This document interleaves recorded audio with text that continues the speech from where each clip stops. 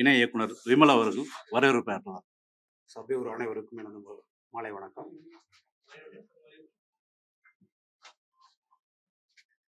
அன்பிற்கும் மரியாதைக்கும் உரிய எனது ஆர்வீர் நண்பன் திரு அமரர் சுரேஷ் அங்கையா அவர்களின் நினைவேந்தல் மற்றும் படத்திறப்பு அவருக்கு வரைய புரிந்துள்ள நல்லுணங்கள் அனைவரையும் வரவேற்கிறேன்.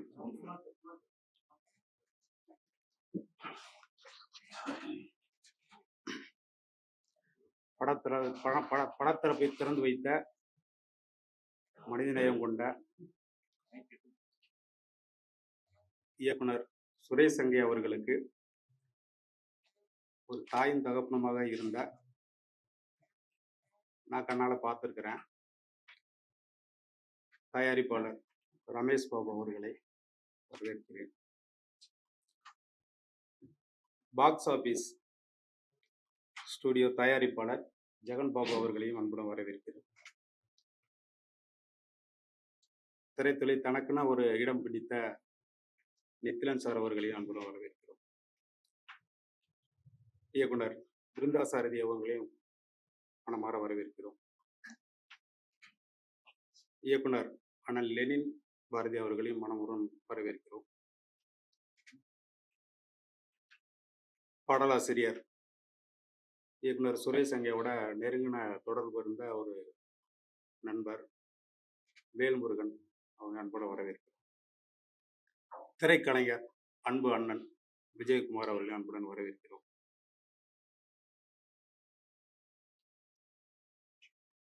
ஒரு கிடாயின் கருணை முனு படத்துல இருந்து இப்போ வரைக்கும் அவர்களோட தொடர்பு இருக்கக்கூடிய அன்பு நண்பர் பாலா அவர்களை வரவேற்கிறோம்.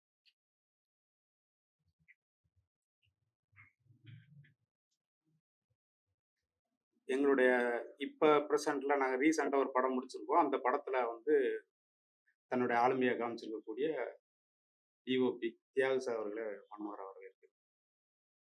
மற்றும் இந்த விழாவுக்கு சுரேஷ் மீது அன்பான, அதாவது பேரன்பு கொண்டு அவர் படைப்பு மீது பெரிய பற்று வச்சிருக்கக்கூடிய இங்கே வந்திருக்கக்கூடிய திரைத்துறையை சேர்ந்த அனைத்து திரைத்துறைகளையும் சார்ந்த நண்பர்களையும் அவருடைய அவர் மேல அவர் படைப்பு எவ்வளவு பெரிய விஷயம்னு சொல்லிட்டு அவர் முகம் பார்க்காம வந்திருக்கக்கூடிய அத்தனை பேருக்கும் என்னுடைய மனமார்ந்த வரவேற்புகளை கொடுக்குறேன்.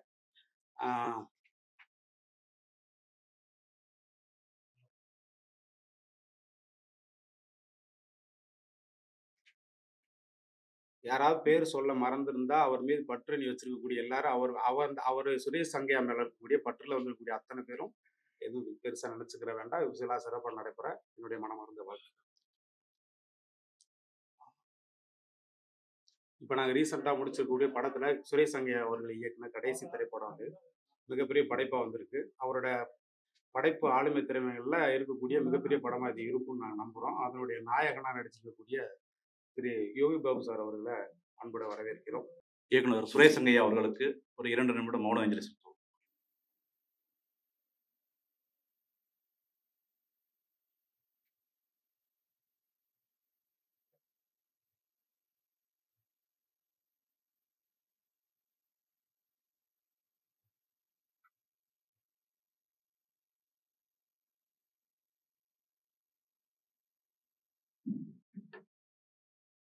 அஞ்சலி முன்மொழிவு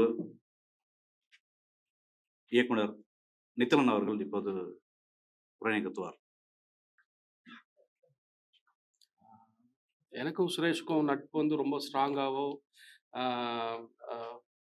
ரொம்ப அதிகமாலாம் இல்லை. அப்பப்போ பார்த்துருக்கோம், பேசியிருக்கோம், அவ்வளோதான். அவருக்கு எனக்கும் நட்பு ரொம்ப ஸ்ட்ராங்கானது அந்த படம் தான். அந்த படம் கொடுத்ததான் சொன்ன உடனே நான் வந்தேன். ஃபர்ஸ்ட்டு சுரேஷ் சார்ந்த அறிமுகம் எனக்கு ஒரு மாதிரி நெகட்டிவான ஃபீல் தான் இருந்தது.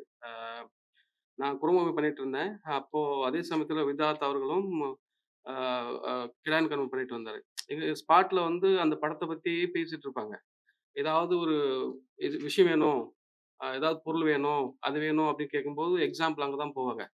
சுரேஷ் ஒன்று பண்ணுவான்ப்பா, அவன் இது வச்சு பண்ணுவான், திடீர்னு மழை வந்துச்சா அதை வச்சு பண்ணுவான், அப்படி பண்ணுவான். ஒரு மாதிரி நம்மளை கம்பேர் பண்ணி நம்மளை கொஞ்சம் அமுக்கு மாதிரியே இருக்கும் வேலை பார்த்துட்டு இருக்கும். அப்படி யாரே அப்படி என்னையா படம் பண்ணிட்டு போறாரு அப்படின்னு சொல்லி மாதிரி உறுத்துல அவரை பத்தி இருந்துட்டே இருக்கும். அப்புறம் பார்க்கும்போது ஒரு லைட்டா சிரிச்சுப்பேன். படம் பார்த்துட்டு ஒரு மாதிரி அரண்டு போயிட்டேன். எனக்கு ஒரு மாதிரி கில்ட்டாவும் ஒரு மாதிரி ஆயிடுச்சு. இந்த ஆள் பத்தி கொடுத்த பில்டப் எல்லாமே கம்மியா குடுத்துருக்காங்க. நெறைய குடுத்துருக்கணும் அப்படின்னு சொல்லி நினைச்சுக்கிட்டேன் நான். 2017ல ஒரு ரவுண்ட் டேபிள் எடுத்தாங்க. சுதீப் ஸ்ரீனிவாசன், நான், சுரேஷ் சங்கையா, ஆர்.எம். கோபி சார், அ வேலைக்காரன் நம்ப ராஜா சார், அ புஷ்கர் காயத்ரி, லோகேஷ், ஏஆர்.கே. சரவணன், அ இவரு பண்ண நம்ப அ மகளிர் மட்டும் பண்ண அந்த டைரக்டர் எல்லாம் சேரும்போது நான் ஒரு வார்த்தை சொன்னேன். இந்த இந்த வருஷம் வந்த படங்கள் இன்க்ளூட் என் படம் சேர்ந்து, இந்த வருஷம் வந்த படங்களே ரொம்ப புடிச்ச படம் சுரேஷ் படம் அப்படின்னு சொன்னேன். ஆ ஒரு ஃபேக்ட்ட சொன்னா நெறைய சினிமா பார்த்து சினிமா கத்துக்கிட்ட ஆள் நான். என் படம் பார்க்கும்போது தெரியும். சினிமா பார்த்து சினிமா கத்துக்கிட்ட ஆள்னா, சுரேஷோட படங்கள் எல்லாமே வாழ்க்கையிலருந்து அவரு ரசிச்சு பார்த்த அப்படியே பியூரான கோல்டா இருந்துச்சு. சீன்கள், வசனங்கள், பேசுற மக்கள் எல்லாமே. அந்த படம் குடுத்த அனுபவம் எனக்கு, அந்த படம் குடுத்த பிரமிப்பு இன்னும் கூட எனக்கு இத்தனைக்கும் அவ்வளோ அத பத்தி பேசிட்டே இருந்திருக்கேன் நான். ஆ நானு, லோகேஷு, உங்களுக்கு புடிச்ச படம் இந்த வருஷம்னா, முதல் 2 பேர் சேர்ந்து ஒரு படத்த தான் சொன்னோம் ஒரு இடத்துல. அந்த மாரி அவர் படம் படம் படம் படம்ன்னு எனக்கு ஒரு படம் அவர் முகனும்போது அந்த படம் தான் வந்து நின்னுட்டது. அப்புறம் எல்லாம் சேர்ந்து ஒரு 2, 3 அவார்ட் ஃபங்ஷன்லாம் மீட் பண்ணியிருக்கோம். ஒரு அவார்ட்ல பெரிய பெரிய அவார்ட் இந்த ஷீல்டு பெருசு பெருசா குடுத்துட்டாங்க. சுரேஷ் ஆட்டோ புடி போலாம் அப்படின்னா, ஆட்டோ வேணாம் ஏதாவது டெம்போ லாரி பிடிக்கணும். ஏன்னா அவார்டெல்லாம் பெருசு பெருசா இருக்குது அப்படின்னு சொல்லி கிண்டலா சொல்லிட்டு இருந்தாரு. அ அவர பிரிஞ்சு வாழ்ற அவங்க குடும்பத்தாருக்கு என்னோட ஆழ்ந்த அனுதாபங்கள். அ நிஜமாவே தமிழ் சினிமாவுக்கு பெரிய இழப்பு. அ நன்றி. அடுத்ததா இயக்குனர் அண்ணன் விருமாண்டி அவர்களை இணைக்கிறோம். ரொம்ப துயரமான நிகழ்வு இது. சென்னைக்கு வந்து ஒரு அசிஸ்டன்ட் டைரக்டரா வந்து 20 வருஷம் 25 வருஷம் கஷ்டப்பட்டு, அதுக்கப்புறம் டைரக்டர் ஆகி அவன் ஜெயிச்சு, வாழ்க்கையில அடுத்த இடத்துக்கு போவான்னா மண்ணுக்குள்ள போயிட்டான். இது வந்து எந்த வகையில நாங்கன்னு தெரியல இயற்கைக்கு. நான் நிறையா அதாவது நேத்து கூட என் ஃப்ரெண்டு சண்முகம் ஃபோன் பண்ணான். என்னடா எப்போ பார்த்தாலும் Facebookல வந்து செத்தவங்கள பத்தி போஸ்ட் போட்டுட்டே இருக்க அப்படின்றான். அது மனசு கேட்கல. என்னுடைய Facebookல பார்த்தீங்கன்னா நிறையா இறப்பு செய்தியா தான் இருக்கும். ஏன்னா சங்கையா வந்து எனக்கு அறிமுகம் இல்ல. ஏன்னா அந்த படத்துல வந்து ஆர்ட் டைரக்டர் ராகுல் ஒர்க் பண்ணப்பல என் தம்பி கூட பிறந்த தம்பி வந்து அந்த படத்துல ஒர்க் பண்ணான். இடையன் கருணமணில. டெய்லி சொல்லிட்டே இருப்பேன். விஜயகுமார் நிறைய ஹெல்ப் பண்ணணும்னு சொன்னாரு. ஸோ அந்த டைரக்டர் பத்தி நிறைய சொல்லிட்டாங்க. அப்புறம் வீட்ல படம் பார்க்கும்போது தெரிஞ்சு நல்ல டைரக்டர்னு சொல்லி ஒரு தடவ ஃபோன்ல பேச நினைக்கிறேன். தம்பி ஃபோன் போட்டு குடுத்தாப்புல. உண்மையில ஒரு இயக்குனர் இழக்கும் பொழுது, அவனோட படைப்புகளும் வந்து அதோட காணாம போகுது. அது பெரிய இழப்பு தான். இப்ப நான் சமீபமா ஒரு சின்ன வேலை பார்த்துட்டு இருக்கேன். அது சின்ன வேலை தான், பெரிய வேலை இல்ல. சின்ன வேலை தான். ஏன்னா என்னுடைய சர்க்கிள்ல ஒரு 4, 5 பேர தேர்ந்தெடுத்து, அவங்கள இயக்குனரா ஏற்கனவே ஒரு படம் பண்ணிட்டு கஷ்டப்படுறாங்களா, அவங்களுக்கெல்லாம் வந்து ஒரு படம் பண்றதுக்கான ரூட்ட ஒண்ணு கிரியேட் பண்ணி குடுத்துட்டுருக்கேன். இதுவரைக்கும் ஒரு 4 பேருக்கு வந்து ஃபைனல் ஆயிருச்சு. எதுக்கு நான் இத சொல்றேன்னா, நம்மளால முடிஞ்சு நம்ம ஒரு இடத்துக்கு வந்துட்டோம் அப்படின்னா, இன்னைக்கு இங்க இருக்கிற எல்லாரோடையும் எனக்கு பழக்கம் இருக்கு. மேடையில இருக்கிறவங்களா இருக்கட்டும், கீழ எல்லாரும் எனக்கு நெருங்கின பழக்கம் இருக்கு. இந்த பழக்கம் நம்ம ஒரு இடத்துக்கு வரும்பொழுது, கூட இருக்கிற நண்பர்களா இருக்கட்டும், தோழர்களா இருக்கட்டும், நடிகர்களா இருக்கட்டும், டெக்னீஷியனா இருக்கட்டும், முடிஞ்ச அளவுக்கு ஏதாவது சின்ன சின்ன உதவி செய்யுங்க. ஏன்னா ஒரு கலைஞனோட இருக்கும்பொழுது அந்த அருமை தெரியாது. இன்னைக்கு அவர் இயக்குனர் பத்தி நம்ம பேசிட்டு இருக்கோம். இருக்கும்போது யாரும் வந்து அவர நம்ம கவனிக்கலையா, இல்ல அவரோட தொடர்புல இருந்தவங்க சரியா அவர பாதுகாத்துக்கலையா? ஏன்னா நிறைய விஷயங்கள் அவர பத்தி கேள்விப்படும்போது சங்கட்டமா இருந்துச்சு எனக்கு. அதனால இருக்கும் பொழுது திரையுலகம் ஏன்னா நம்ம இவ்வளோ தூரம் கூடி இவ்வளோ கூட்டம் வந்து ரொம்ப சந்தோஷமா இருக்கு. நம்ம கூடி கலைஞ்சிடக்கூடாது. ஏதாவது இங்க இருக்கிறவங்க வர்றாங்க, ஒரு நம்பர் ஷேர் பண்ணீங்க, யாருக்கோ உதவி பண்ணுங்க. இருக்கிற கலைஞர்களுக்கு வந்து உதவி பண்ணும்போது தான் அந்த கலையும் பாதுகாக்கப்படும், இந்த கலைஞர்களும் பாதுகாக்கப்படுவாங்க. இந்த வாய்ப்பு அளித்த தம்பி அமுதனுக்கு நன்றி சொல்லிக்கிறேன். ஏன்னா, அமுதன் வந்து எவ்வளோ கஷ்டத்துக்காரன்னு எனக்கு தெரியும். எல்லா வேலையிலும் ரொம்ப கஷ்டப்படுறாப்புல. ஆனா, அவரு தொடர்ந்து இந்த மாரி நல்ல விஷயங்கள பண்றாப்புல. ஏன்னா, எல்லாருக்கும் வந்து படம் பண்ணணும்னா அந்த டைரக்டர் தேடி போய் ஃபோட்டோ குடுத்து மகிழ்விச்சு ஒரு பெரிய கடமை செஞ்சுட்டு இருக்காப்புல. இந்த மாரி கலைஞர்கள், இந்த மாரி மனிதர்கள் வந்து நம்ம கூட இருக்கும் பொழுது, ஏதாவது சின்ன சின்ன உதவி பண்ணணும். ஏன்னா, இந்த இந்த அவர பத்தி நிகழ்வுகள் பகிர்ந்துக்கிற பொழுது, நம்ம என்ன என்ன செஞ்சுட்டு இருக்கோம்ன்ற விஷயத்த பேசினோம்னா நல்லா இருக்கும். அதனால முடிஞ்ச அளவுக்கு இருக்கிற நண்பர்களுக்கு நல்லபடியா இங்கிருந்து போகும்பொழுது, ஒரு நல்ல ஒரு நம்பிக்கை ஏற்படுத்துற மாரி, இந்த சினிமால அந்த உயிர் இந்த பூமியில இருக்கிற வரைக்கும், அந்த உயிர்களுக்கு ஏதாவது ஒரு நன்மை செஞ்சுட்டு போகணுன்றத என்னுடைய வேண்டுகோளா வச்சுக்கிறேன். நன்றி. அடுத்ததா பாடலாசிரியர் வேல்முருகன் அவர்கள் உரையாற்றுவார். தமிழ் சினிமா நினைவு கூற தகுந்த படங்களில் ஒன்றான ஒரு கிடாயின் கருணமணி திரைப்படத்தை எடுத்த சுரேஷ் நம்மளோடு இப்போது இல்லை. நாமுத்துக்குமாரனுடைய ஒரு சொற்றொடர் இருக்கு. மரணம் என்பது ஒரு கருப்பு ஆடு. அது நமக்கு பிடித்த ரோஜதழ்களையும் சாப்பிட்டுவிடும். என்பது போல சுரேஷுடைய மரணம் இருக்கு. சுரேஷ் 4 படங்கள் எடுத்திருக்கார். அதில் 3 படத்தில் என்னுடைய பங்களிப்பு இருக்கு. அவர் சுரேஷனுடைய பிஹேவியர் சொல்லலாம், இல்லை எப்பயுமே சிரிச்சிட்டு இருக்கிறது தான். இந்த ஓவியத்தை பார்த்தா அதான் தோணும், இதுதான் அவருடைய நிஜ முகமே. ஆனால் தமிழ் சினிமா திரையரங்கமும் ஒரு வகுப்பறை போல தான். அங்கே மதிப்பெண் குறையும், மதிப்பெண் கூடும், எமோஷனல் இருக்கும்.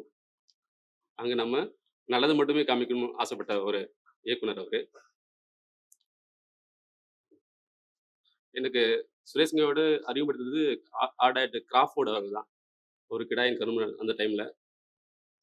அப்பொழுது பழக்கம் இருக்கு. எதை பற்றியும் கவலைப்படாத ஒரு மனிதர் அவர். நித்திரன் சாருடைய குரங்கு ஆடியோ லான்ச்சுக்கு அங்கே போயிருந்தோம்னா அப்போ தான் பார்த்தாங்க, அங்கே பார்த்துருக்கோம். பேசுவார் நிறையா, எல்லா படத்தையும் பார்த்துருவார், மேக்ஸிமம் பார்த்துட்டு சொல்லுவார், பாராட்டுவார், கிண்டலாக இருப்பார். அவர் எப்பயுமே நகைச்சுவாக ஒரு விஷயத்தை சொல்லணும்னு ஆசைப்படுவார். எப்பயுமே எல்லா படத்துலையும் ஒரு நகைச்சுவான விஷயத்தில் ஏன் சொல்லணும் அப்படின்னு ஆசைப்படுவார். ஆனால் தப்பான சினிமா எடுத்துக்கூடாது ஒன்று. பாடல் ஏன் நீட்டாக சரணம்லாம் வைக்கலாம் சொல்லுவாங்க, இல்லை சரணம்லாம் தேவையில்லைங்கன்னு. ஒரு கிடாயிருக்குன்னு மட்டும் 4-5 பாட்டு இருக்குது, அதில் எதுவுமே சரணம் இருக்காது, பழைய மட்டும் போதும். ஏங்கண்ணா இல்லை தேவையில்லை அப்படின்னு. இல்லைங்க, பழைய சரணம் வச்சா தானே ஒரு டிவிலாம் போடுவாங்க அப்படின்னா, இல்லை தேவையில்லை, அதெல்லாம் தேவையில்லை அப்படின்னு சொல்லுவார். அப்புறம் அந்த படம் வந்த பிறகு நல்லா பேசப்படுது. நான் டிவியில் அந்த பாடலாம் எதுவும் வரல. நான் சொன்னேன், பார்த்தீங்களா ஒரு சரணம் வச்சிருந்தா கூட ஒரு பாட்டை டிவியில் வந்துட்டு நம்ம நினைவு வந்துட்டே இருக்குல்ல அப்படின்னேன். அப்புறம் சதீஷ்வரன் படத்தில் வந்து ஒரு சரணம் வச்சாரு. ஆனால் அதுலேயும் பல்லவி மட்டும் போகுதுன்னு சொன்னார். இல்லை சரணம் வச்சே ஆகணும்னு சொல்லிட்டு நான் எழுதினேன். அப்போ அதில் வந்து சரணம் எடுத்துகிட்டு பிறகு தான் மாண்டேஜ், பல்லவியில் தான் மாண்டேஜ் வச்சிருக்காரு, அவர் எழுதியிருக்காரு. அப்போ சரணத்துக்கு எக்ஸ்ட்ரா ஒரு நாள் ஷூட் பண்ணியிருந்தாரு. அதான் புரிஞ்சுட்டு நான். அப்போ அவர் தேவையானது மட்டும் போதுன்னு நினைக்கிறாரு, அவர் எது சூழ்நிலை நினைக்கிறாரோ அது மட்டும் போதுன்னு நினைக்கிறாரு. அந்த வகையில் நண்பன் சுரேஷங்க வந்து நம்மோடு இப்பொழுது இல்லை. அவருக்கு பிடிச்ச எழுத்தாளர் வந்து கி ராஜநாராயணன். அவருடைய அவருடைய வாக்கியம் ஒன்று இருக்கு, ஒரு மனிதனுக்கு 80 மூட்டை அரிசி தான் ஒரு வாழ்நாள்னா, அந்த 80 மூட்டை அரிசி அவன் வந்து 80 வருஷம் சாப்பிடலாம், இல்லை 50 வருஷம் சாப்பிடலாம். ஆனால் சுரேஷங்க வந்து ஒரு 4 படம் அப்படின்றதா இருக்குது. ஒரு 4 படம் எடுக்க தான் வந்திருக்காரு. அது வந்து அவர் நினச்சிருந்தா 10-20 வருஷத்துல எடுத்துக்கலாம். அந்த குறைந்த கால வாசல அந்த படத்தை எடுத்திருக்காரு. அதுதான் இவ்வளோ வேகமாக எடுத்தாருன்னு நான் நினைக்கிறேன். நமக்கெல்லாம் ஒன்று அவர் சொல்லிட்டு போயிருக்காரு, நம்முடைய உடல்நலத்தை நம்ம பார்த்துக்கணும்.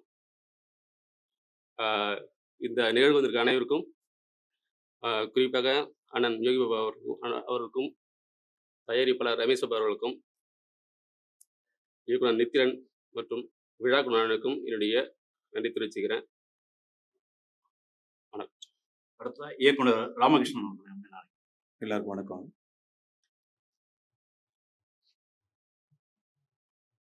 சுரேஷ் இந்தியாவோட கடைசி படத்தில் நடிச்சிருக்கோம். இதை பெருமையாக சொல்கிறதா வருத்தப்பட்டு சொல்கிறதான்னு தெரியல. எல்லாரும் பேசுகிறோம், அவரோட இறப்பு பற்றி மட்டும்தான் பேசுகிறோம். அந்த இறப்பு எப்படி நிகழ்ந்துச்சு அப்படின்றது வந்து எல்லாருக்கும் தெரிஞ்ச அந்த உண்மையை வந்து பேச மறுக்கிறீங்களா இல்லை தவிர்க்கிறீங்களான்னு தெரியல. நான் படைப்பாளினா வந்து ரொம்ப திமிராக தான் இருக்கணும் அப்படின்னு நம்ம நினச்சிக்கிறோம். அப்புறம் எல்லாத்துலேயும் நம்ம முரண்படணும் அப்படின்னு நினச்சிக்கிறோம். யார் சொன்னாலும் கேட்காம, நான் தான் டைரக்டர் ஆகிட்டேன்ல, அப்புறம்னா நீங்கள் சொல்கிறத நான் கேட்குறது அப்படின்ற அந்த ஒரு முரண் வந்து அது இருக்குது. அது திமிர்னு சொல்லிக்கிறோம். அப்படிதான் சுரேஷ் அங்கையாவும் வந்து முரண்பட்டு வாழ்க்கையில் வந்து ரொம்ப சீக்கிரமாக கிளம்பிட்டார். அது தவறுன்னு சொல்கிறதா இல்லை அப்படின்னு சொல்கிறதுன்னு தெரியல. ஏன்னா அந்த மாதிரியான ஒரு உணர்வு இல்லை இருக்கிறவங்களுக்கு வந்து அது சரின்னு நியாயப்படுத்த முயற்சி பண்ணுவாங்க. நமக்கு எல்லா விதத்துலையும் ஏதோ ஒரு விதத்தில் நமக்கு வந்து ஒரு விஷயம் நம்ம சந்தோஷப்படுத்திட்டு தான் இருக்குது. அந்த சந்தோஷம் வந்து ரொம்ப அளவுக்கு அதிகமாகும்போது அது நமக்கு எவ்வளோ பெரிய இழப்பு ஏற்படுத்துது அப்படின்றது வந்து உதாரணம் சுரேஷ் அங்கையா தான். தயாரிப்பாளர்லேருந்து இருக்கிற அத்தனை பேருமே, இருந்த அத்தனை பேருமே வந்து அவருக்கு வந்து நிறைய சொல்லிகிட்டே இருக்கும். உங்களோட உடல்நிலை வந்து ரொம்ப முக்கியம், அதை விட முக்கியம் உங்களோட குடும்பம். எதை பற்றியுமே கவலையும் அக்கறையும் இல்லாமல் ஒருத்தங்க ரொம்ப முரண்பாட்டோடு இருக்கிறது இருக்குல்ல, அத்தனை பேருக்கு முன்னால், அதை வந்து முரண்னு சொல்கிறதா திமிர்னு சொல்கிறதா தெரியல. ஸோ இதெல்லாம் தான் சுரேஷ் அங்கையா செஞ்சார். ஏன்னா அவரோட இறப்பு வந்து நம்ம வருத்தத்தை தான் பகிர்ந்துக்கிறது தான் நம்ம இங்க வந்திருக்கோம். அதை தாண்டி இங்க இருக்கிறவங்களோட மேல இருக்கிற அக்கறையிலையும் தான் அதை சொல்றோம் நாம. நான் ஒரு டைரக்டர் அப்படின்னா என்ன பண்ணுவோம்? உடனே ரூம் போட்டு அது நம்மளை எது சந்தோஷப்படுத்துது, மது அப்படின்றது அதை முன்னிலை வைக்குது. ஸோ அதுதான் நம்மளோட உச்சபட்ச சந்தோஷம் அப்படின்னு நம்ம நினைக்கிறோம். அது இல்லை அப்படின்றது தான் என்னோட கருத்து. சிறந்த படைப்பை கொடுத்துட்டோம்னு வச்சுக்கோங்களேன், எல்லாரும் பாராட்டுறதை விட ஒரு பெரிய போதை வந்து இந்த மதுவெல்லாம் வந்து அதுக்கு முன்னாடி ஒன்றுமே கிடையாது. ரேச்சல் கிட்ட நான் கேட்கேன், அவரோட மரணம் ஜிஹெச்ல வந்து நடந்துட்டு 1 மணிக்கு நான் ரைட்டர் நரன் சார், தயாரிப்பாளர் பாப் சார்லாம் உட்காந்துட்டு இருக்கும்போது ரேச்சல் தான் வந்து படப்பிடிப்புல வந்து தினமும் அவரை கவனிச்சுட்டே இருப்பாங்க. யோகி பாபு சார் கூட சொல்லிக்கிட்டே இருப்பார், ஏன் தலைவா அவர்கிட்ட நம்ம சொல்லிட்டே இருக்கோம், ஏன் தலைவா கேட்க மாட்டேன்றாரு. ஸோ இப்போ யோகி பாபு சார் மாதிரி ஒரு பெரிய நடிகர் சொல்லும் போதுமே அவர் வந்து கவனத்தில் எடுத்துக்கல அப்படின்றது வந்து இப்போ இழப்பு தானே. இந்த இழப்பு யாரு சரி செய்ய முடியும் சொல்லுங்க? 25 நாள் தான் ஆகுது ஒரு குழந்தை பிறந்து, 4 வயசுல ஒரு 3 வயசுல ஒரு குழந்தை இருக்கு. அவரை குறையா சொல்லல, ரேச்சல் கிட்ட சொல்லியிருக்காரு, நீங்க ஒரு நாளைக்கு சாக மாட்டீங்களா, எதுக்கு அதை போய் பெருசா எடுத்துக்கிறீங்க அப்படின்ற அந்த ஒரு பேச்சு இருக்குல்ல, அது நிஜமாவே வந்து அந்த அந்த அரசு பொது மருத்துவமனையில அந்த விஷயத்தை கேட்ட உடனே அப்படியே நம்ம அந்த டெட் பாடியை பார்க்குறோம், அவரை பார்க்குறேன், அதை பார்த்துட்டு வருத்தத்தை விட கோபம் தான் ஜாஸ்தியா வந்து. ஒரு விபத்து நடந்துருச்சு, அவரு நம்மை விட்டு போயிட்டாரு, இல்ல ஒரு உடல்நிலை சரியில்லாம இருந்தாரு, நம்மை விட்டு போயிட்டாரு அப்படின்னா வருத்தப்படலாம். ஒருத்தர் வந்து என்னன்னா தெரியல, தயாரிப்பாளர் இதை சொல்லுவாரா தெரியாது, நரன் சார் சொல்லிட்டு ரொம்ப வருத்தப்பட்டார். ஹாட் ஸ்டார்ல இருக்கிற அத்தனை பேருமே வந்து படம் பார்க்குறாங்க, முதல் பிரதி வரேன்னு சொல்லிட்டு வராம ஃபோன் ஆஃப் பண்ணி வச்சுட்டு அவர் வந்து காணலை, யாருமே அவர் வந்து தொடர்பு கொள்ளவே முடியல. உதவியாளர்கள் தேடுறாங்க, போறாங்க, ரூமுக்கு போனா நீங்க வராங்க இதையும் போங்க. என்னன்னா நீங்க என்ன பெருசா சாதிச்சிருவீங்க, என்ன சாதிச்சிட்டீங்க, நீங்க தொடர்ந்து அதை தானே செய்யறீங்க. நீங்க ரத்த வாந்தி எடுக்கிறாராம், இதெல்லாம் தகவல் கேட்கும்போது நமக்கு அப்படியே அது ரொம்ப வருத்தமா இருக்கு. என்னடா அது இவ்வளவு ஏன் இதை பேசுறோம் அப்படின்னா, ஆகச்சிறந்த படைப்பாளி எல்லாத்துலயுமே முறை சார், அதெல்லாம் ஒண்ணும் இல்லை சார், அதாவது நம்ம ரொம்ப கஷ்டம் அப்படின்னு ஏதாவது ஒண்ணு நினைச்சிட்டு சார், அது ஒண்ணுமே இல்லை சார், சாதாரணமா கடந்து போவார். அப்படி ஒரு ஆக சிறந்த ஒரு படைப்பாளி வந்து இந்த ஒரு சின்ன விஷயத்தினால நம்ம இழந்துட்டுமே அப்படின்றதுதான் இந்த கோபம் தான். நம்ம இங்க இருக்கிற அத்தனை பேருமே வந்து படைப்பாளிகள் தான். நம்ம எது சந்தோஷப்படுத்துது அப்படின்னு நீங்க நம்புறீங்களோ தயவு செஞ்சு சொல்றேன், நான் சொல்றது வந்து சிற்றின்பத்தை சொல்றேன், அதை நீங்க தவிர்க்க முயற்சி பண்ணுங்க அப்படின்றதுதான் என்னோட தாழ்மையான கருத்து. இது ஏன் அப்படின்னா, இன்னொரு நாளைக்கு இதே மாதிரி யாராவது ஒரு படைப்பாளியை நம்ம இந்த விஷயத்தினால இழந்துட்டு இதே மாதிரி இரங்கல் கூட்டம் போட்டுட்டு அப்படியே நம்மளோட வருத்தத்தை பதிவு பண்ணிட்டு பகிர்ந்துக்கிட்டு அப்படியே கலைஞ்சு போயிடக்கூடாது அப்படின்றது தான் என்னோட ஆதங்கம். எதுவா இருந்தாலும் பெரிய இழப்பு தான் சார், நம்ம அடுத்து ஒரு படம் பண்ணலாம் சார் நம்ம அப்படின்னு ஒரு சிறந்த கதையை சொன்னார்.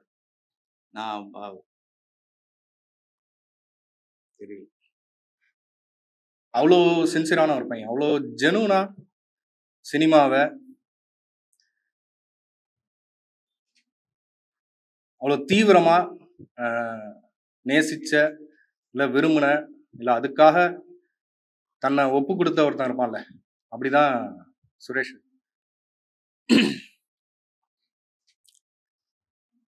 அதே சுரேஷ் வந்து நான் தோழர் பூ ராமோட இறப்புக்கு போயிருக்கும்போது பார்த்தேன். நான் எனக்கு உண்மையிலே மறந்துட்டேன், நான் பார்த்த சுரேஷா அவன் இல்லை. நான் கிடாயின் கருணைமனு அந்த டைட்டில் வைக்கிறதுக்கு முதல்ல ஒரு மெச்சூரிட்டி வேணும். இப்போ எந்த பெர்ஸ்பெக்டிவ்ல கதை சொல்றோம், என்ன கதையை சொல்றோம், எந்த களத்துல சொல்றோம், இப்போ இவ்வளோ கிளாரிட்டி இருக்கிற ஒரு பையன் சுரேஷ்.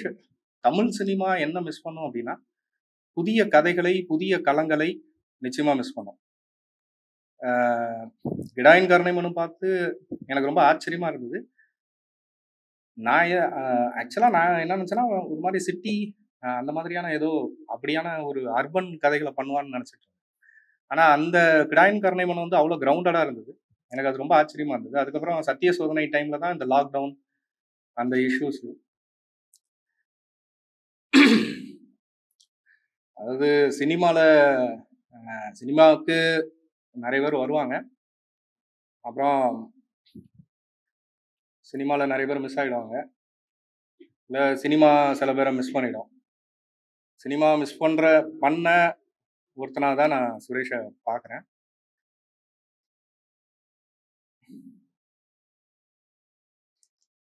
எனக்கு வருத்தம் என்னன்னா, அவனுக்கு கிடைச்சிது, சினிமா கிடைச்சிது, வாய்ப்பு கிடைச்சிது, கல்யாணம் பண்ணா, குழந்தைங்க இருக்காங்க. எப்படி அவன் லைஃப்லேருந்து மிஸ் ஆனா, என்ன நடந்ததுன்னு எனக்கு புரியல ஆக்சுவலாக. சுரேஷ் சங்கையாவை இழந்து வாடும் குடும்பத்தார், நண்பர்கள், சக படைப்பாளிகளுக்கு வாழ்ந்தவர்கள்.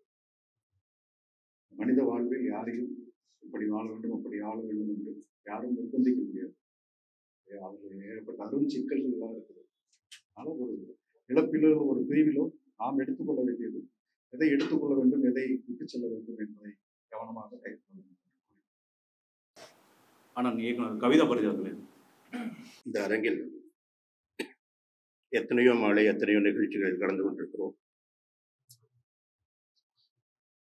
இந்த அரங்கிற்கு பெயர் வர காரணமான தொடர் பிரபஞ்சன் அவர்களுடைய மறைவை ஒட்ட நிகழ்ச்சியை நடத்தினோம். ஆனால் பிரபஞ்சனின் மறைவு ஒரு விடுதலை. அதனால் அந்த கூட்டத்தை நாங்கள் ஒரு கொண்டாட்டமாகவே நடத்தினோம். துக்கத்தின் கணம் மிகுந்த இந்த மாலை பொழுது மிகவும் கொடுமையானது. நான் தொடர் சுரேஷ் அவர்களுடைய கடைசி படமான ரமேஷ் பாபுக்கு தம்பி யோகி பாபு நடித்த அந்த படத்தில் நான் நடித்தேன். 2 நாள் நடித்தலும் ஒரு நாள் பெண் குரல் சேர்ப்பிலும் நான் அவரை பார்த்தேன். படப்பிடிப்பு தளத்தில் இருந்தபோது அவரோடு பேசுவதற்கான வாய்ப்புகள் கிடைக்கவில்லை. பெண் குரல் பதிவில் அவரோடு சிறிது நேரமே உரையாட வாய்த்தது. அவருடைய புன்னகை மட்டுமே எனக்கு நினைவில் இருக்கிறது. மிகவும் நட்பு ததும்பும் நம்பிக்கையூட்டும் புன்னகை அது. தொடர் விஜயகுமார் கூறினார், அவர் பாட்டில் எல்லாமே இது போதும் அப்படிங்கிறது மட்டும் எடுத்துக்கிட்டாருங்க. அவர் தன்னுடைய படைப்புகளில் தேவையானதை போதும் என்று கருதியிருக்கலாம், ஆனால் வாழ்ந்தது போதும் என்று கருதியிருக்க வேண்டாம் என்று தோன்றுகிறது. சொல்வதற்கு ஒன்றும் இல்லை. தொடர் லெனின் பாரதி சொல்வது போல யாருக்கும் யாருடைய வாழ்க்கையை பற்றியும் வகுப்படுத்திவிட முடியாது. தோல்வியிலே தன்னை வருத்திக் கொள்வதனுடைய துக்கத்தை நம்மால் புரிந்து கொள்ள முடியும். வெற்றியில் இருக்கிறப்ப ஒரு கலைஞன் துக்கப்படுத்துகிறான் எனில் அந்த துக்கத்தினுடைய அடர்த்தி, அந்த துக்கத்தினுடைய காரணத்தை அது புரிந்து கொள்ள இயலாது என்று நான் நினைக்கிறேன். தம்பி ஓவியர் அமுதன் வரைகிற படங்களில் எல்லாம் எல்லாரையும் உயிர்ப்போடு வரைந்திருக்கிறார் என்று தோன்றும். ஆனால் சந்தோஷமா இருக்க அவர் படத்தை பார்க்கும்போது மறைந்த பிறகு வரைந்திருக்கிறார் சங்கையாவை. இனி சுரேஷின் புன்னகை இந்த படத்தில் மட்டுமே காண முடியும் என்கிற துக்கம் இனி ஒரு தடவை நேர்ந்து விடக்கூடாது. அவரை இழந்து வாடும் குடும்பத்தாருக்கும் நண்பர்களுக்கும் என்னுடைய துயரத்தை பகிர்ந்து கொள்கிறேன். ஆனால் இயக்குனர் மீரா கதிரன் அவர்கள், இயக்குனர் சுரேஷ் சங்கையா வந்து எனக்கு பெரிய அளவில் நெருக்கம் கிடையாது. நான் காக்கா முட்டை மணிகண்டனுடைய முதல் படம் நான் தயாரிக்கிற மாதிரி இருந்தது. இப்போ அது சம்மந்தமாக ஒரு முறை நான் இங்கே எம்ஜிஆர் நகரில் இருக்கும்போது ஒரு டாக்குமெண்ட் கொடுக்கறதுக்காக அப்போது அவருடைய அசிஸ்டண்டாக என்னுடைய வீட்டுக்கு வந்திருந்தார். அதன் பிறகு வந்து நான் என்னுடைய படத்தில் அறிமுகப்படுத்தின கேமராமேன் சரண், இப்போ நந்தன் படமெல்லாம் ஒளிப்பதிவு பண்ணியிருக்கக்கூடிய சரண் வந்து கிடாயின் கிழமையுடைய ஒளிப்பதிவாளர். இப்போ சரண் மூலமாக வந்து அந்த படம் குறித்து நான் நிறைய படம் குறித்துனா என்ன, அந்த டைரக்டருடைய ஃபிலிம் மேக்கிங் குறித்து நான் கேள்விப்படுவேன். நிறைய சொல்லிகிட்டே இருப்பாங்க அவங்க அவரை குறித்து. அப்புறமா குன்னாங்குன்னூர் செல்வம் வந்து அவர் தான் சுரேஷை சினிமாவுக்கு அழைத்து வந்ததாக சொல்லுவார். செல்வமும் ஃபோன் பண்ணும் போதெல்லாம் நிறைய சொல்லுவார். அவர் வந்து இப்போ கடைசி விவசாயியில் கூட நடிச்சிருந்தார் ஒரு போலீஸ் கதாபாத்திரத்தில்.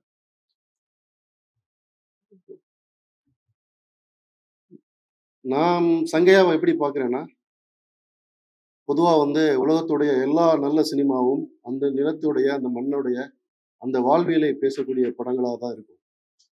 ஒரு சமீப காலமாக நம்ம வந்து உலகத்துடைய மற்ற சினிமாவெல்லாம் நம்ம இடத்துக்கு எடுத்து வந்துட்டு இருக்கிறோம். ஆனால் சுரேஷ் சங்கா போன்ற இயக்குனர்கள் இங்கிருந்து இந்த நிலத்துடைய சினிமாவை உலக அளவுக்கு எடுத்துட்டு போன ஒரு இயக்குனர்.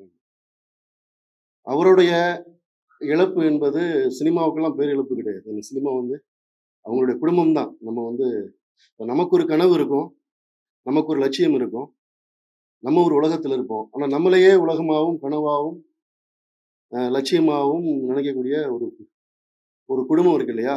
அந்த குடும்பத்துடைய இழப்பை வந்து நம்ம எந்த வார்த்தைகளால சொல்ல முடியாது. நான் இந்த நேரத்தில் நான் அவங்கள தான் நினைச்சு பார்த்துக்கிறேன். பிறப்புங்கிறது ஒரு வாசல், இறப்புங்கிறது ஒரு வாசல். ஒரு வாசல் வழியா நுழைந்து நம்ம இன்னொரு வாசல் வழியாக வெளியேறுகிறோம். ஒரு விடுதி மாதிரி தான் நம்ம தங்குறோம். நம்ம எல்லாருமே வந்து இந்த பூமிக்கு வரும்போது எக்ஸ்பிரி டேட்டோட தான் வர்றோம். ஒரு மரணம் ஒரு செய்தியை நமக்கு விட்டு செல்லுது. அந்த செய்தியிலிருந்து நம்ம என்ன எடுத்துக்கிறோம்னு இருக்கு. இப்படியான விழாக்கள் இந்த அரங்கத்துக்கு புதுசா, இல்லை சினிமாவில் புதுசா, இல்லை இப்படியான மரணம் சினிமாவில் புதுசான்னு கேட்டால் இல்லை தான். ஆனால் இது ஒரு மாதத்துக்கு பிறகு அந்த குடும்பம், இறந்தவர்களுடைய குடும்பம் என்ன ஆச்சுன்னு நம்ம கேட்டோம்னா, எல்லாருடைய வாழ்க்கையுடைய நிர்பந்தத்தில், வாழ்க்கையை துரத்தி போகிற வேகத்தில் எல்லாருமே அந்த குடும்பங்களையும் குழந்தைகளையும் நம்ம மறந்துடுவோம். இங்கே இருக்கக்கூடிய இயக்குனர்கள், இந்த விழாவை ஒருங்கிணைக்கிறவங்க, அவர்களுடைய குடும்பத்திற்கு வாழ்வாதாரத்திற்கான ஒரு ஒரு விஷயத்தை வந்து செய்யணும் அப்படின்னு நினைக்கிறேன். அவங்க அது வந்து பணமாக மட்டுமே இல்லை. ஏன்னா அவங்க வந்து மனதளவில் பலகீனம் அடைஞ்சிருப்பாங்க. ஒரு மனதளவில் வந்து அவங்களுக்கு தைரியம் கொடுக்கறதே வந்து ஒரு பெரிய விஷயமா இருக்கும். கிடாயன் கருணை மனு பார்க்கும்போது நான் பிரமிச்சு தான் பார்த்தேன். ஏன்னா ஆனால் அவர் வந்து சினிமாவால் எல்லா காலமும் ஆசீர்வதிக்கப்பட்ட ஒரு கலைஞனாகவே இருந்திருக்காரு. இப்போ கிடாயின் கருணை மனு முடிச்சு சத்திய சோதனை பண்ணும்போதுமே எனக்கு அவருடைய ஷூட்டிங், அவருடைய ஒர்க்கிங் ஸ்டைல் பற்றிலாம் கேள்விப்படுவோம். அவருடைய உடல் நலம் குறித்துமே நண்பர்கள் ஷேர் பண்ணுவாங்க. அதன் பிறகும் அவருக்கு ஒரு ப்ரொடியூசர் வந்தாங்க. அதன் பிறகும் அவருக்கு வந்து படம் பண்ணியிருக்காரு. இன்னும் அவர் தமிழ் சினிமாவால் தேடப்படக்கூடிய, தயாரிப்பாளர்களால் தேடப்படக்கூடிய ஒரு இயக்குனராக தான் இருந்திருக்காரு. அவருடைய குடும்பத்திற்கு நீங்கள் எல்லாரும் இங்கே வந்திருக்கவங்க, சினிமாவில் இருக்கக்கூடிய பிரபலங்கள் எல்லாருமே வந்து தைரியத்தை கொடுக்கணும். கவிதா பாரதி சார் சொன்ன மாதிரியும் இப்போ மரணத்தை குறித்து நம்ம இப்போ வந்து பேசி ஒன்றா போகிறதில்ல. அது உண்மையாகவே சொல்ல போனால் வந்து அதன் வழியாக நம்ம வந்து சினிமாவில் ஒரு சுதந்திரம் இருக்குது எல்லாருக்குமே. அந்த சுதந்திரம் தான் நம்மளுடைய பலமாகவும் இருக்குது, அந்த சுதந்திரம் தான் நம்மளுடைய பலகீனமாகவும் இருக்குது. வந்து இங்கே இருக்கக்கூடிய உதவி இயக்குனர்கள் எல்லாத்தையும் தாண்டி வந்து நமக்கு என்னென்னா வந்து நிறைய படங்கள் பண்ணணும். இப்படியான இயக்குனர்கள் வந்து தமிழ் சினிமாவில் இழப்பது என்பது விரும்மாண்டி சொன்ன மாதிரி தான். வந்து ஒரு நல்ல கலைஞன் சாகும்போது ஒரு சமூகமும் ஒரு நல்ல படைப்பும் செத்து போயிடுது. தங்களுடைய ஆரோக்கியத்தின் நலன் கருதி இந்த மரணத்திலிருந்து நம்ம வந்து செய்தியாக எடுத்துக்கிட்டு நம்ம எல்லாரும் இது பண்ணணும்னு நான் கேட்டுக்கிறேன். அவருடைய குடும்பத்திற்கு என்னுடைய ஆழ்ந்த இரங்கல். ஐயா விஜயகுமார் அவர்கள் இந்த நினைவந்த நிகழ்ச்சியை ஏற்பாடு செய்த நமது நண்பர்கள் அவர்களுக்கும் மற்றும் இந்த நிகழ்ச்சியில் கலந்து கொள்ள வந்துள்ள உங்கள் அனைவருக்கும் எனது வணக்கத்தையும் நன்றியும் தெரிவித்துக் கொள்கின்றேன். பேசுறதுக்கு ஒன்றுமே இல்லை, எல்லாருக்குமே அவருக்கு தெரியும். தம்பி சுரேஷ் எதுக்காக பிறந்தார்? இயக்குனர் சுரேஷ் யாருக்காக வாழ்ந்தார்? இயக்குனர் சுரேஷ் சங்கையா யாரை நேசிச்சார்? எதை நேசிச்சார்? ஒன்றும் கிடையாது. நாங்கள் நேசிச்சோம், இருக்கக்கூடிய எல்லாரும் நேசிச்சோம். உன்னுடைய ஆத்மா சாந்தி அடையட்டும். எனக்கு இது டெத் வந்து ஒரு இன்டகிரேஷன் அண்ட் டிஸ்இன்டகிரேஷன்ன்ற மாதிரி எனக்கு புரியறதுக்கு ஒரு ப்ராசஸாக இருக்குது. இது எப்படி சொல்றதுன்னு கூட எனக்கு தெரியல, ஆனால் என்னால் அப்படிதான் பார்க்க முடியுது. சாரோட டெத் வந்து உள்ள ஏதோ இறந்த மாதிரியும் இருக்கு, பிறந்த மாதிரியும் இருக்கு, சொல்ல தெரியல. அவரோட ஒர்க் பண்ணதும் இருந்ததும் ரொம்ப சந்தோஷம். மகாலட்சுமி நான் மகாலட்சுமி, தோழர் பூ ராமுவோட மகள். என்னை அமுதன் சார் கால் பண்ணி கூப்பிட்டுருந்தாங்க. நீங்க கண்டிப்பா வரணும். அப்பாவோட நெருங்கின நண்பர் அவங்க அப்படின்னு சொல்லிட்டு. ஸோ அதன் மூலமாக தான் நான் இங்க வந்திருக்கேன். ஸோ ரொம்ப சின்ன வயசுல அதுவும் ரொம்ப சின்ன குழந்தைய விட்டுட்டு போகிறதுன்றது வந்து யாராலுமே டைஜஸ்ட் பண்ண முடியாத விஷயம் அது. ஸோ அது அவங்க ஃபேமிலி எப்படி அதை மேனேஜ் பண்ணி வர போறாங்கன்றது அது ரொம்ப பெரிய அது மேனேஜ் பண்ணி அவங்க அது மீண்டு வரணுன்றது ஒரு ப்ரேயரா நாம இங்க வைக்கணும். ஸோ அது நான் இந்த இடத்துல நான் ப்ரே பண்ணிக்கிறேன். அவங்க டெஃபினட்டா இந்த ஒரு தருணத்தை கிராஸ் பண்ணி அவங்க வரணும் அப்படின்றது. ஏன்னா ஒரு ஒரு விஷயம் நடந்து போச்சு. அடுத்த விஷயம் என்ன அப்படின்றது இப்ப நம்ம இரங்கல் தெரிவிச்சுட்டு போயிடுவோம். ஆனா அவங்க எப்படி இதை மேற்கொண்டு ஃபேஸ் பண்ணி வரப்போறாங்கன்றது அவங்களோட தனிப்பட்ட சவால் அது. ஸோ நம்ம போலாம், பார்க்கலாம், அவங்களுக்கு ஆறுதல் சொல்லலாம். ஆனா அவங்க மன ரீதியா அவங்க அந்த சக்தியை பெற்று அடுத்த கட்டத்துக்கு அவங்க குழந்தைங்களை வளர்த்து கொண்டு வரணும் அப்படின்றது அவங்கள மட்டுமே அது சார்ந்த விஷயமா பார்க்கப்படுது. ஒரு படைப்பாளி இல்ல அப்படின்றது வந்து ரொம்ப பெரிய விஷயம். ஏன்னா இந்த திரை உலகம் அப்படின்றது வந்து எல்லாருக்குமே வந்து இந்த இடத்தை கொடுக்கறது கிடையாது. நிறைய பேர் வரோம், நிறைய பேர் வராங்க. சில பேருக்கு இந்த இடம் கிடைக்கும், சில பேருக்கு இந்த இடம் கிடைக்காது. இது ஒரு பெரிய இடத்துல உட்கார்ந்துட்டு அந்த இடத்துல இருந்து டக்குன்னு இல்ல அவங்க அப்படின்னு பார்க்கும்போதும் அவங்க கூட டிராவல் பண்ணவங்க, அவங்களோட ஃபேமிலி மெம்பர்ஸ், குடும்பத்தாருக்கு வந்து இந்த இழப்பு எப்பவுமே இருக்கும். அது ஈடு இணைக்கவே நம்ம பண்ண முடியாது. ஸோ அவங்க அதை எப்படி அதை மேனேஜ் பண்ணி வராங்கன்ற தனிப்பட்ட விஷயத்துல அவங்க கிட்ட தான் இருக்கு. ஒரு உளவியல் ஆலோசகரா சொல்லணும் அப்படின்னா வந்து இது எல்லாமே ஒரு பழக்கம் தான். நம்ம என்ன பழகுறோம் வாழ்க்கையில அப்படின்றது வந்து அவங்க ஒரு இடத்துல அவங்க கனெக்ட் பண்ணிட்டாங்க அப்படின்னா அதுல இருந்து அவங்க வெளியே வர்றது அவங்க தான் டிசைட் பண்ணணும்.